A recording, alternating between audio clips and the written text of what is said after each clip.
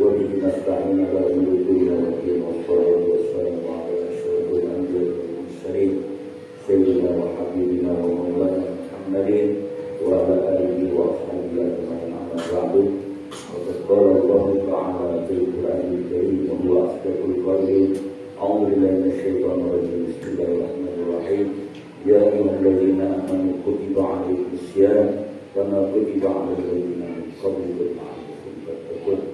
Hadirin, hadirat, Bapak dan Ibu jamaah tarawih, sholat isya dan juga jamaah kultur. Alhamdulillah pada malam hari ini kita memasuki malam kedua setelah kita melewati hari pertama di bulan Ramadan. Harapan kita tentunya di bulan Ramadan di tahun 1442 ini tentunya semakin baik ibadah kita, semakin meningkat, semakin dekat dengan Allah, semakin banyak bersabar, semakin banyak bersyukur kepada Allah. Karena satu karunia besar kita bisa hadir di bulan Ramadan yang ini mungkin sudah banyak teman-teman kita yang lewat yang sudah meninggal dulu tidak memiliki kesempatan seperti kita pada malam hari ini dan pada tahun ini. Hadirin rahimakumullah, mengenai puasa Ramadan ini di awal perjuangan Rasulullah, di awal dakwah Rasulullah Sallallahu Alaihi Wasallam di Madinah, sebelum perintah untuk puasa ini disampaikan atau ditugaskan, diwajibkan kepada kaum muslimin, saat itu terjadi di mana ada semacam olok-olok begitu ya. Ini belum terjadi perintah puasa. Ada olok-olok dari kaum Yahudi yang ada di Madinah, di mana mereka menyatakan bahwa kaum muslimin itu tidak punya puasa khusus seperti kita. Mereka kalau puasa itu niru-niru dari kita, begitu kata mereka. Maka hal ini kemudian tersampaikan kepada Rasulullah. Rupanya Allah menjawab hoak, berita hoak, artinya berita bohong, di mana mereka mengatakan bahwa kaum muslimin itu tidak punya puasa seperti kita kaum Yahudi, gitu ya. Maka Allah jawab dengan surah Ya ayyuhalladzina amanu kutiba alaikumus syiyam kama kutiba alal ladzina min qablikum la'allakum tattaqun. As-syiyam ada juga as-shaum, dua hal yang beristilah berbeda, maknanya pun sedikit berbeda. As-shaum itu lebih pengertiannya lebih umum, ada juga yang mengartikan puasa, ada juga yang mengartikan dengan menahan diri dari segala sesuatu, bukan hanya makan, bukan hanya minum, tetapi menahan berbicara, ini juga termasuk shaum. Itu terjadi kepada peristiwa Bunda Maria ketika Allah perintahkan untuk segera pergi dari tempat dia melahirkan Nabi Isa, disuruh berpuasa. Puasanya puasa ngomong. Begitupun Nabi Zakaria, puasanya puasa ngomong 3 hari. As-shaum. Untuk puasa yang kita laksanakan ini istilahnya adalah ya ayyuhalladzina amanu kutiba alaikumus syiyam, bukan as-shaum.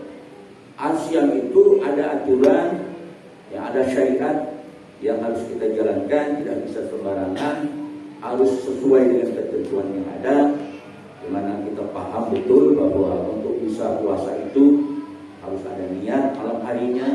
Bahkan kemarin sudah sama-sama kita berniat mentaklid, gitu ya, ittiba kepada Imam Malik untuk menghindari lupa pada malam harinya kita berniat. Jadi as-syiyam ini lebih pengertiannya lebih spesifik. Ya, di awal-awal perjuangan Rasulullah ini, Rasulullah itu berpesan seperti yang sudah disampaikan oleh Ustaz kita amalan pertama itu tentang keutamaan Ramadan. Jadi ketika berbicara tentang di awal perintah puasa itu, Rasulullah berbicara tentang keistimewaan Ramadan. Jadi tidak salah kalau di awal-awal puasa itu lebih cenderung kita sampaikan tentang keutamaan Ramadan, karena memang itu penting untuk menjadi motivasi motivasi untuk menjadi pendorong kita agar lebih mantap, lebih giat lagi untuk beribadah. Jangan asal gitu ya, jangan asal, harus serius ya. Seperti Rasulullah katakan, ya Allah minta Rasulullah katakan agar kita minta tolong selalu kepada Allah. Allahumma inni ala zikrika, ya Allah tolonglah aku untuk ingat kepadamu. Allahumma ala zikrika wa syukrika, dan tolonglah aku untuk selalu bersyukur kepadamu. Allahumma inni ala zikrika wa syukrika wa husni ibadatik, dan untuk selalu memperbaiki ibadah. Harus itu harus meningkat. Itu yang dikatakan berkah. Ibadah yang berkah itu adalah yang selalu meningkat, bukan konstan, bukan monoton dari itu ke itu. Ya, jangan hanya menggugurkan kewajiban. Oleh karena itu puasa kita di tahun ini harus lebih beda dengan tahun yang lalu. Hadirin rahimakumullah.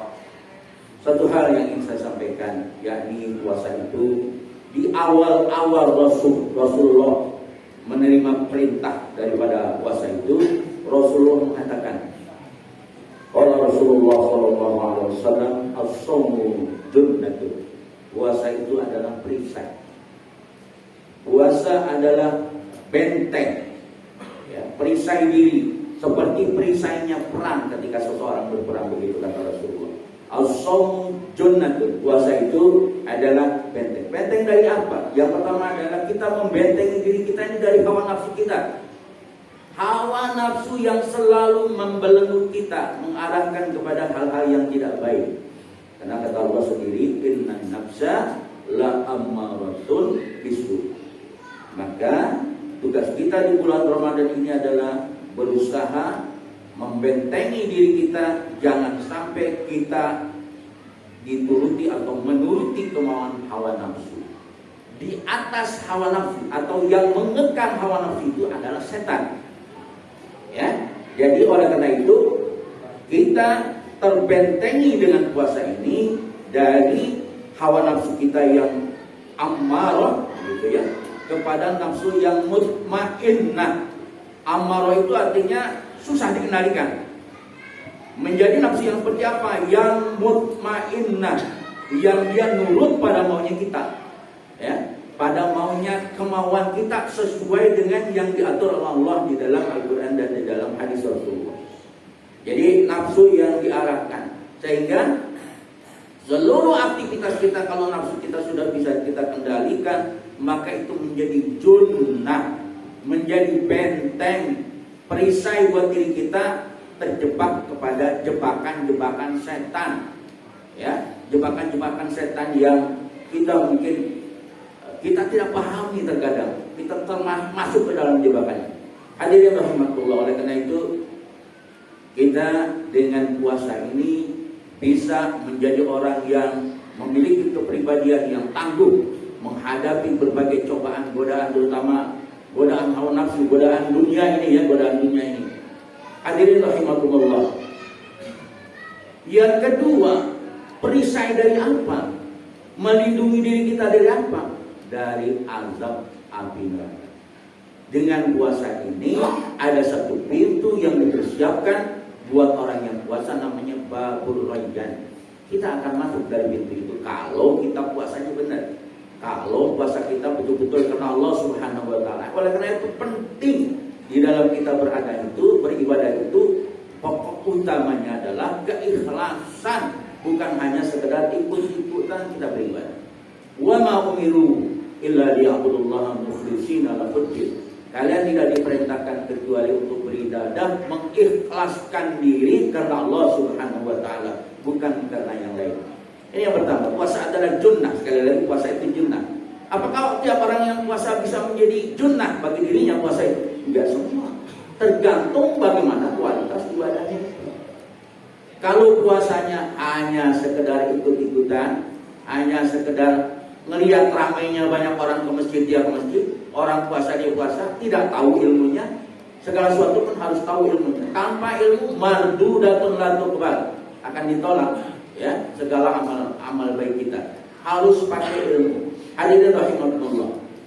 Sekali lagi, puasa itu menjadi perisai kalau puasa ini betul-betul kita laksanakan ikhlas karena Allah, sesuai dengan aturan ilmunya, syariatnya, baru benar itu. Kalau tidak, mardudatun la tuqbal. Itu yang pertama. Jadi puasa ini menjadi perisai. Yang kedua, kita beruntung dirahmati Allah masih bisa punya kesempatan hidup di tengah-tengah Ramadan. Karena ini cara Allah untuk menolong kita. Allah nggak punya kepentingan dengan kita. Hanya Allah punya rahmatan lil alaminnya. Rahmatnya itu yang menyeluruh. Sehingga diberikanlah Ramadan.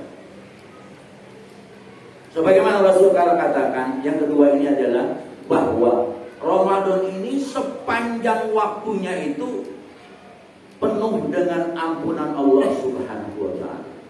Jadi nggak dilihat waktu ininya, terutama malam Lailatul Qadar ya. Nah, di semua waktu Ramadan itu dari sejak dia terbit fajar, subuh sampai terbenam lagi itu semuanya penuh dengan ampunan. Beruntung sekali kalau kita bisa mempergunakan kesempatan ampunan Allah di bulan Ramadan ini. Oleh karena itu, kita sering mendengar bahwa di setiap bulan Ramadan itu ada hadis yang diriwayatkan di dalam kitab Tanbihul Ghafilin, dinyatakan bahwa setiap malam di bulan Ramadan itu banyak sekali orang-orang yang tadinya dipastikan dia masuk neraka, kemudian diampuni dosanya, dimasukkan ke dalam surga. Setiap hal itu di dalam hadis ini dikatakan 1 juta orang. Jadi ini peluang buat kita, peluang buat kita memperoleh ampunan Allah Subhanahu wa taala di sepanjang waktu bulan Ramadan. Ya, kalau kita tidak bisa mungkin bangun qiyamul lail, ya. Kategori qiyamul lail itu sebetulnya mulai dari sholat tarawih ini termasuk qiyamul lail, ya, qiyamul lail. Ini bagian daripada paket yang tidak bisa terpisahkan. Jadi kalau kita puasa, jangan tinggalkan sholat tarawih, itu satu paket itu. Artinya meskipun kita puasa saja itu sudah sah, tapi tanpa diiringi dengan dibarengi oleh sholat tarawih, puasa kita itu tidak mencapai keutamaan yang diinginkan oleh Allah Subhanahu. Oleh karena itu perlunya tarawih ini sebagai pelengkap, ya, keutamaan yang ada di bulan Ramadan. Jadi salah satu keistimewaan yang kedua adalah di sepanjang hari di bulan Ramadan itu penuh dengan ampunan Allah Subhanahu wa taala. Itu yang kedua. Yang ketiga, di sepanjang bulan Ramadan itu amalan kita dilipat gandakan. Yang tadinya kalau kita puasa sholat sunat itu pahalanya, ya, setara dengan pahala sholat sunat, ya. Nah itu ketika bulan Ramadan kalau kita sholat qobliyah ba'diyah atau sholat sholat mutlak atau sholat hajat itu setara dengan sholat fardu pahalanya. Itu kan lebih utama sekali, apalagi baca Quran. Ya, yang tadinya satu huruf itu membaca Al-Quran 10 di bulan Ramadan ini berlipat ganda. Apalagi dibacanya ketika sholat. Jadi di sepanjang bulan Ramadan ini pahala dilipat gandakan. Oleh karena itu kalau kita tidak bisa mempergunakan malam bulan Ramadan ini atau hari-hari bulan Ramadan, mungkin kita sibuk bekerja, maka jangan lupa itu. Ya, sisakan waktu kita untuk baca Quran, sisakan waktu kita untuk berzikir, untuk sholat sunat, untuk melakukan kebaikan-kebaikan semakin meningkat.